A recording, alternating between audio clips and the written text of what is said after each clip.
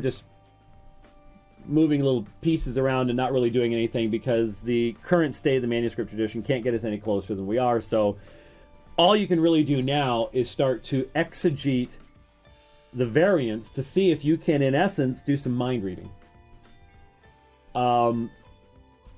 Arguably, to this day, his still most popular scholarly work is called The Orthodox Corruption of Scripture.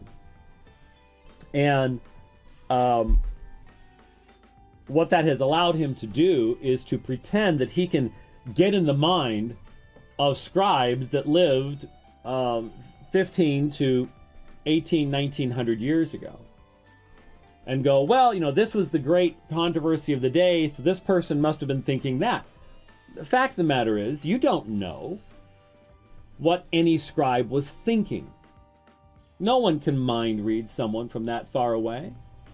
Unless they provided a marginal note, the reason that they messed up or made a mistake could have absolutely nothing to do with any type of theological concern or anything else. They just might have had an argument with their best friend that day and they're distracted.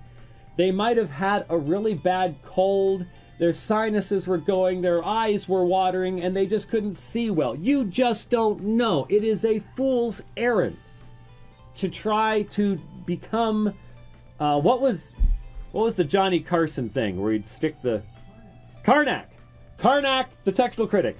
That's what, Karnak, the textual critic. You just stinking don't know, okay? You just don't know. And Augustine didn't know either. We'll mention that a little bit later on. So, if it is impossible to know what they were thinking, then how can you even talk about recognizing scribal errors? Well, because there are common errors of vision and common errors of hearing that we continue to make to this day. Words that have similar sounds to them.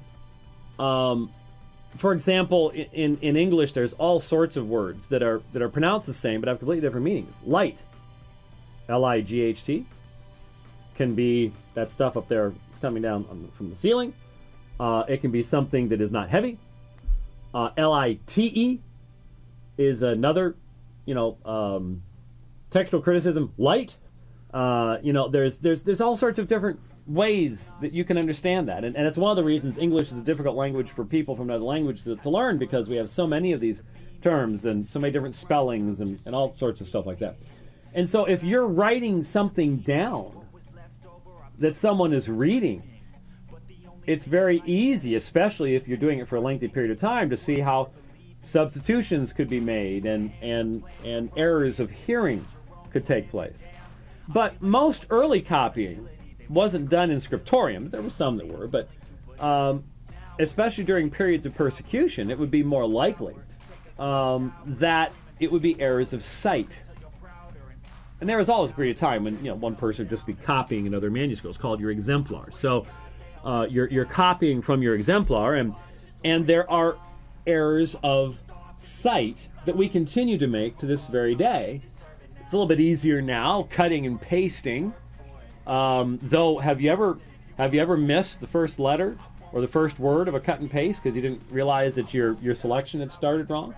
Or you missed the last part because your selection didn't go all the way down there. You didn't notice it. You thought it was all selected, but didn't. So things like that can still happen.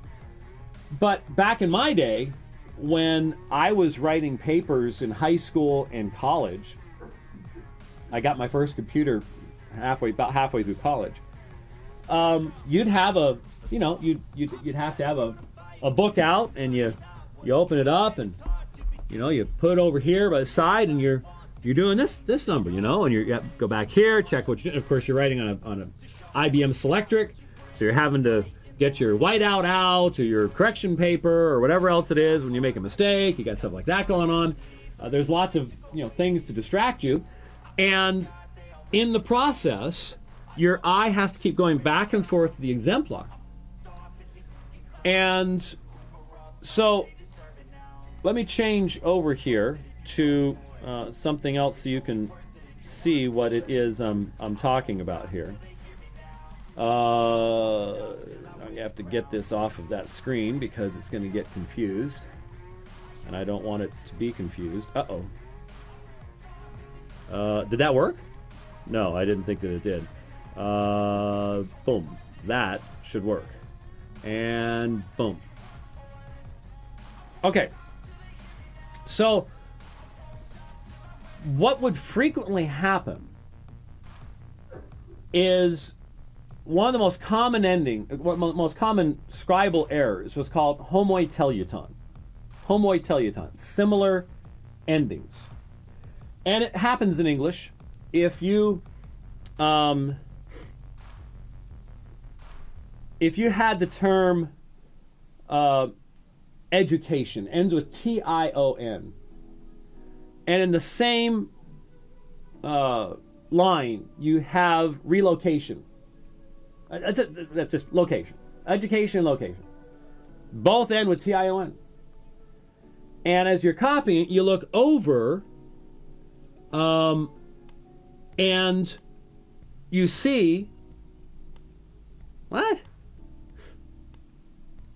Dan Wallace doesn't think errors of hearing occurred? Well, of course they occurred. Why? How else in the world could you have all the different humon and hamon in 1 John 1? There's everyone I've ever heard understands they were both pronounced the same way. Anyway, you look over and you just type T-I-O-N. Your eye sees T-I-O-N, and you continue on. The problem is the T-I-O-N you've seen is later in the line from the T-I-O-N you just typed. And as a result, everything in between is gone. Now, unless you're paying really close attention, and sometimes the sentence will still make sense, so it doesn't necessarily catch your attention. But that's called homoiteleuton, similar endings. Well, let me show you how that worked in 1 John 3:1. And remember something. This is something a lot of people just don't grasp and understand. You're worrying me out there. I mean, you're running into the other room to cough up a lung. You only have 2. So, just move along. Okay, all right. You need to understand that for the first 900 years of the New Testament's copying in Greek, it was written in majuscule text, which sometimes called unsealed text, though unsealed actually has a technical meaning that wouldn't always fit. But anyway, all